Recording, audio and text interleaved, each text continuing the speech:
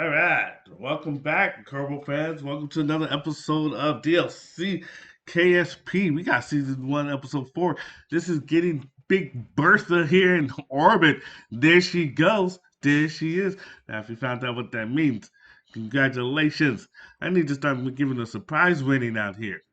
Yeah, so this is what I'm trying to do right here. I am trying to calculate the slowdown speed. As you can see, I'm coming into Duna's flying bullet. Going so fast.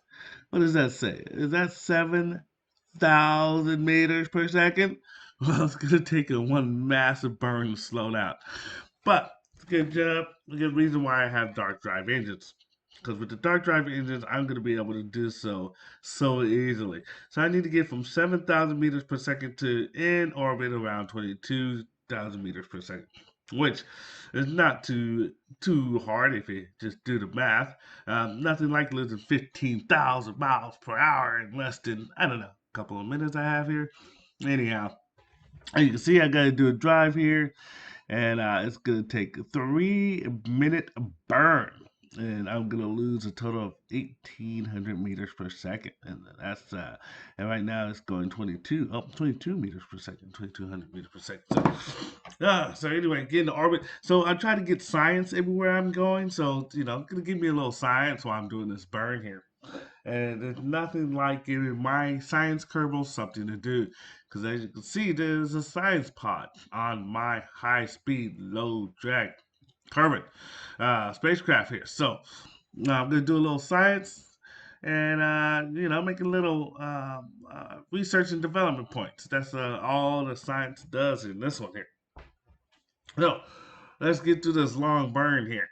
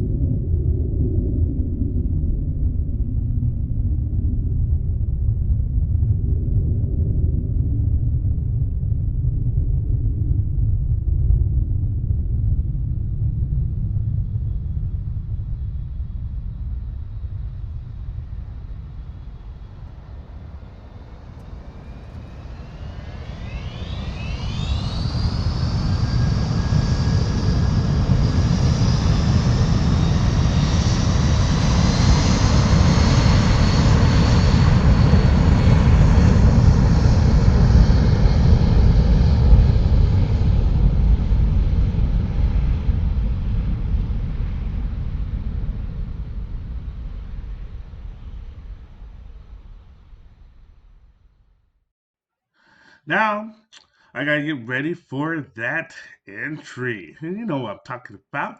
It's time to go explore. So anyway, you gotta transfer some fuel.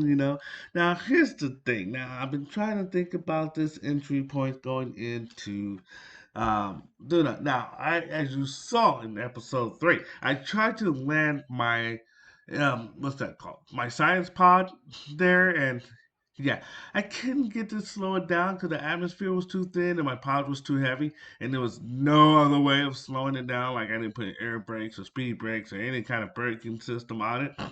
So it just came flying through the atmosphere. By the time it hit any kind of pressure, it really didn't slow down all that much.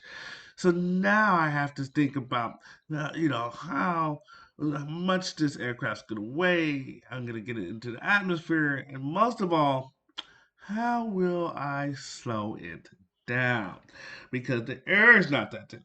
So my thinking is this: I am gonna take in the lander, which is that little baby shuttle on the bottom of Big Bertha right there. I'm gonna take her. I'm gonna fill up all her tanks. Once she's good to go, we're gonna undock. We are going to fly and do a maneuver node down into the surface here. So that's what I'm focused on here.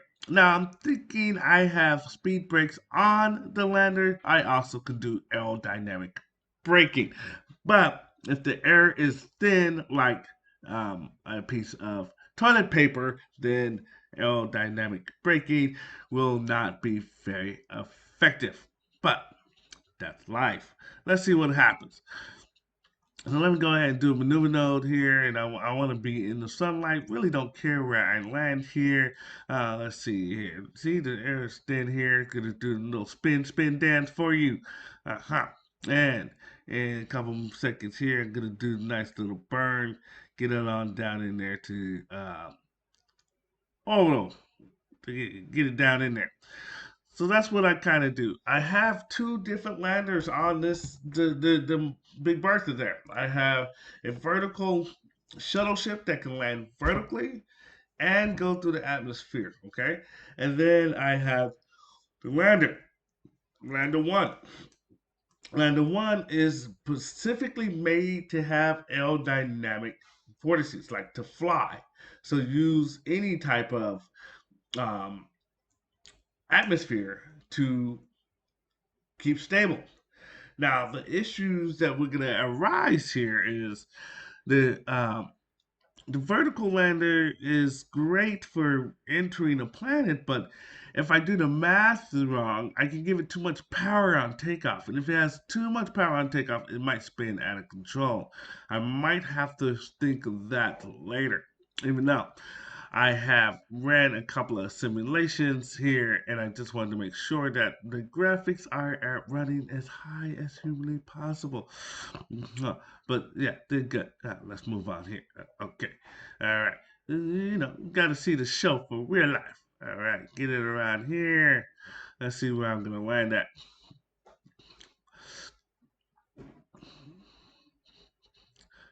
And looks like here, let's see. Well, gonna make some adjustments there. Gonna spin it around. Get it over to the other side, and then probably do another re-entry plan here. So yeah, that's about it. Just the thing about Kermit is it takes a long time to do anything. And that's with time compression. I'm not only using time compression for each of these burns, I'm actually recording this and doing it in time compression because it takes hours to do one thing in Kermit. Okay, and that's what's the joy about it is. It's just you're sitting here being a wannabe engineer, trying to figure out how to destroy stuff in the most proper way where you don't let other engineers down. Because they're like, we have degrees, and you don't have a degree, so you should be crashing. And yes, I crash a lot. So I got a little graphics for you here. I'm gonna go in first attempt entry going into Duna.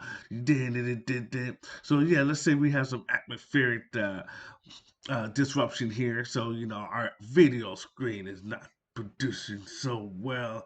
The follow me camera, we got to take it back to the 60s. Like landing on the Mars or the moon for the very first time. Look at me, I'm only thinking about Mars.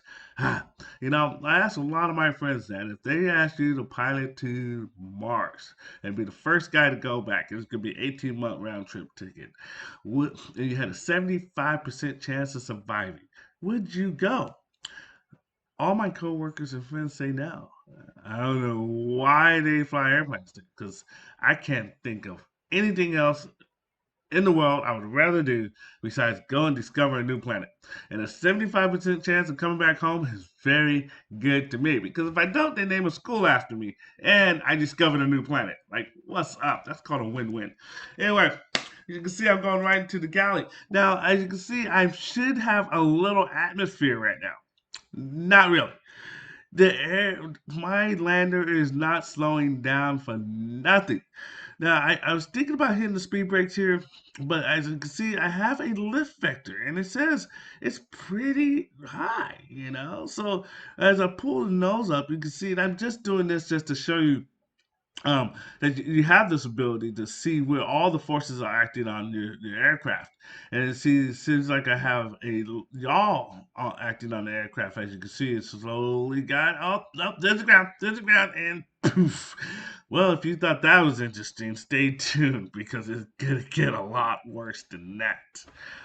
Thanks for tuning in. See you next time. Don't forget to like.